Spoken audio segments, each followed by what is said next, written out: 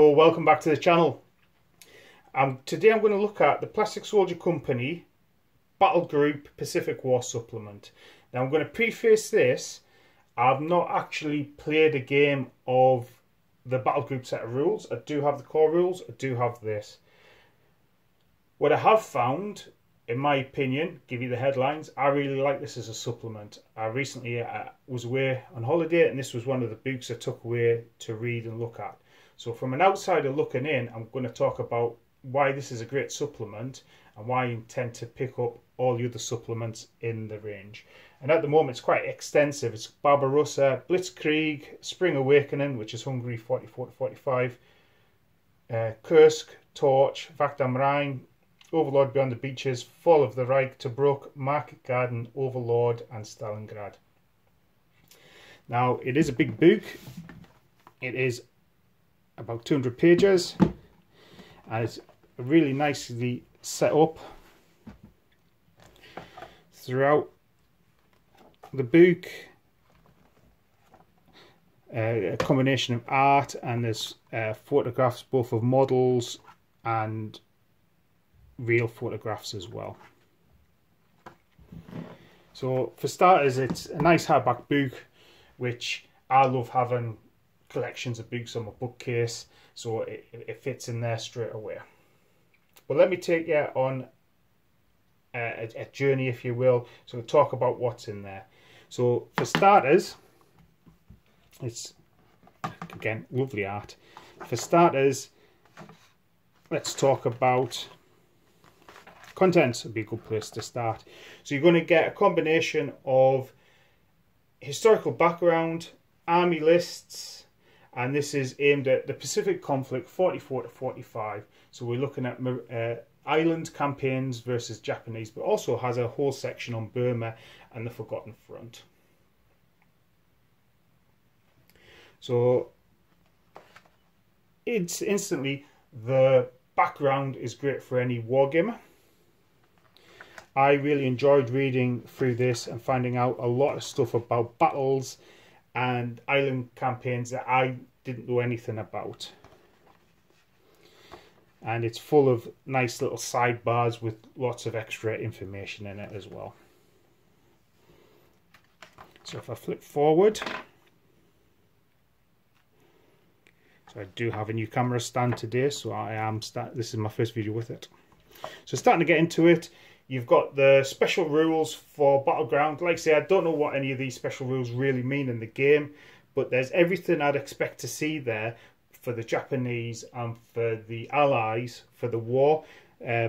Looking at sort of banzai or close protection teams, you know, shotguns, napalm canisters. So a lot of stuff in there which will, I presume, theme the army lists and theme the armies to work the way they intended to work, to capture that historical flavour. So here we come first for the first army list, Japanese army list. So this is for sort of a standard unit, so as opposed to an island unit, which is a separate list. One of the things I do like about Battlegroup is you can buy special rules for your forces. So for example, I can buy Cautious Enemy as well, to really theme the battle. Now, not going to show off too much, but to zoom in, it goes into real detail about how the sections are formed, and that gives me an idea and a sense of what I will be creating on the tabletop, and that's been really useful for bolt action, and I'll explain that a wee bit more with the Marines. But telling me what the rifle sections are made up and how many men they've got in it allows me to start changing those numbers, which I've got in the bolt action rule book, which I've been playing bolt action at the moment. That's what I'm talking about, bolt action.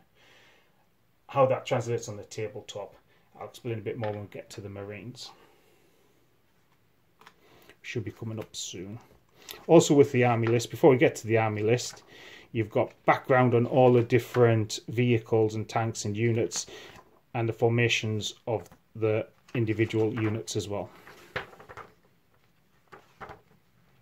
Again, you've got your basic unit, extra tanks, Japanese there have a whole page of defences that they can purchase. Then you get into additional reconnaissance engineer support units, and then fire support, specialist support from high levels. Actually, a garrison island, so you can have like your last ditch troops with the sort of bamboo spear troops. Final defense of the islands. And now if I jump up to the Marines, US Marine again, details of all the formation of the units, how they all fought, all the different tanks and techs. So yeah, so if we look at this section here, where it talks about each rifle squad, and there's 3 rifle squads in a platoon, is made up of 3 fire teams. So in bolt action, for example, your choice for US Marines is a base of 5, which would be a sergeant and a fire team of 4, and you can have an additional 8 men in that, making up to 13 being your maximum size squad. That 13 troops is actually, as it says here, 3 fire teams. So the first one with a sergeant and a bar is 5 men, second one is 4 men and a bar, and the third one is 4 men and a bar. So you can look at that 13-man squad and understand actually how that works in the unit formation, and there's 3 of them in a platoon. So you can make a more historically correct formations and get a feel for what you're actually recreating on the tabletop. Again, US Infantry Division. I'll zoom back out so we can see the whole thing. And then we've got Pacific terrain. So not only has it got the jungle terrains, which will cover a lot of Burma and some of the islands, but it also has volcanic island terrain generator as well, and special rules for, say, Okinawa and Burma, different formations you find. We've also got some scenarios based on historical engagements, and these also have the forces that historically were involved in it for the battle, and of course you can use these scenarios to start planning your own battles as well. Of particular interest for me as well is a scenario for amphibious assault landings. I've got my Marines, got my Japanese, and I've actually bought some landing craft so I can do some amphibious assault landings, which I'm looking forward to getting on, especially with we've got island assault from bolt action as well. So I've got some games of Stalingrad lined up in the next week, and then we're going to do some Pacific Island gaming. So then we come into the Burma section, and the Burma section works as in terms of the island section beforehand. So we have the background, what was happening with the Britain's, I think, largest field army we've ever fielded, but the one that was most forgotten. And again, details on the British and Commonwealth infantry equipment, British Infantry Divisional Battle Group, taking the same formation as before, different rules you can buy for it, the actual unit formations, and I think there is a slight, yeah, Australians as well, alterations for Australian divisions. And then finally we get into the appendix, which is all the rule summary and equipment summary, extra play charts, and so this is done on thick card, I presume, so you can cut it out and use it for your games. So all in all, I was really impressed with the supplement. I'm definitely going to pick up a few of the extra supplements to have a look at. I've got the rules. Once we've gone through our current gaming of bolt action, and I'm also doing some black powder on the side as well, we'll give it a go and have a game of it, and I'll let you know how the game goes.